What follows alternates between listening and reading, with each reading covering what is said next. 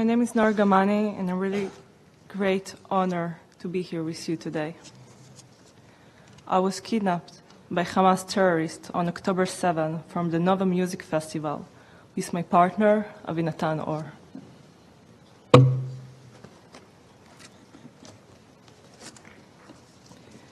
We were taken by force into Gaza. We were held in total fear, living in a nightmare. After 8 months in captivity, I was rescued by the Israeli soldiers. Being here today is a miracle.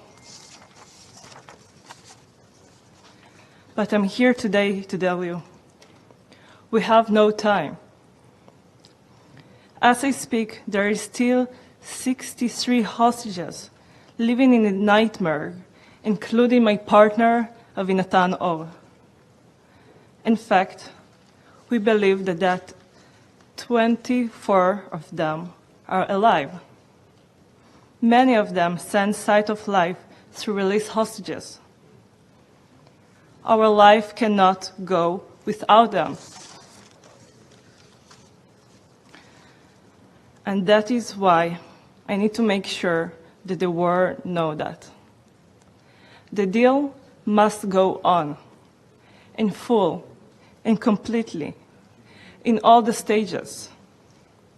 My partner, Avinatan Or, and many other hostages are only supposed to be released in the second stage of the deal. We are talking about innocent people taken from this bed, from a dance party, from their simple life, into a pure hell. You don't need me to tell you about the 9-month-old Kfir and 4-year-old Ariel Bibas and their mother Shiri. Just a mother and her babies were brutally murdered in captivity. The crime is unthinkable. We cannot imagine it, but it happened. And that's why we cannot leave anyone there. I know what is the feeling to be left behind. I watch other hostages being released to their families. Every moment feels like the last moment of their life. Every second counts. While I was in Gaza, I was held with 2 little girls, Ila Rotem and Emily Hand. At that time, Emily was 8 years old and Ila was 12. I had to be brave, not only for myself, but also for the girls. I had to act like everything is going to be okay. And that's why I keep telling them, as long as we're here together, alive, in this room, nothing else matters. I told them to ignore all the booming, all the sound of shooting, and everything that was around us. Ila and Emily are both released in the first hostage deal after 50 days. I watched them and 2 other women who've been with me in captivity going back home to their families.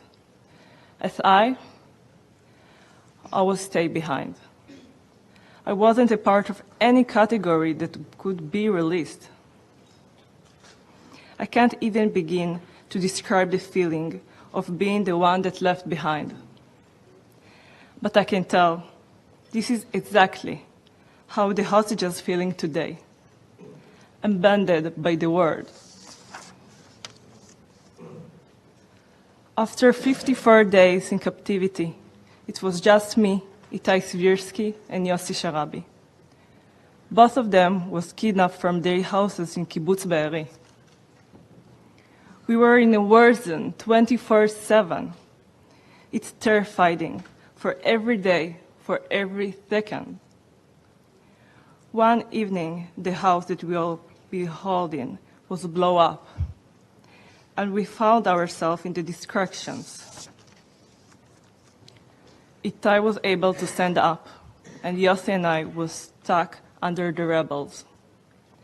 I couldn't move. I couldn't breathe. I thought it's going to be my last second of my life. I screamed so loud so someone would hear me. And I heard Yossi screaming too.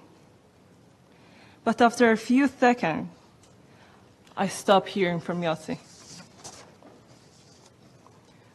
I was pulled out of the rebels, and I tried to help Yossi. But it was already too late. Yossi was a close friend of mine, and he was a pure, kind soul. He will always be in my heart. Itai and I had to find someone else to hide. So one of our captors took us to another house. But 2 days later, Itai was murdered by the same captor. Itai was with me since the first day in captivity. We told each other everything. He was my true soulmate. May memory be a blessing. Hamas published a video of me describing what happened to Itai and Yossi, and that I was injured and needed medical help. But of course, I got nothing. No doctors, no Red Cross, nothing. From that moment, I was by myself with 5 terrorists holding me in the same house. You must understand, every second in captivity is dangerous. I didn't think that I could make Abel alive.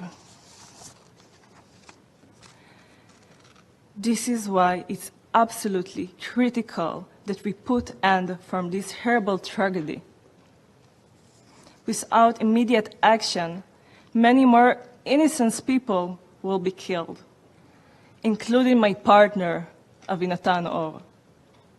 Until Avinatan returns, my heart is in captivity. Today, I come before you to say, do not let the darkness take over. Work hard to get everyone home now. Work for the light and against the darkness. I came today to the UN to speak before the Security Council because I believe that you all, international community, must understand that the hostages are in hell. And after losing so many friends, I can say they deserve to come back home now. What kept me alive in captivity, and until this very moment, it was something my mother used to tell me. Always be kind. So in this forum, let me end with that. Be kind to each other. And please, bring all of them. Bring them home now. Thank you very much.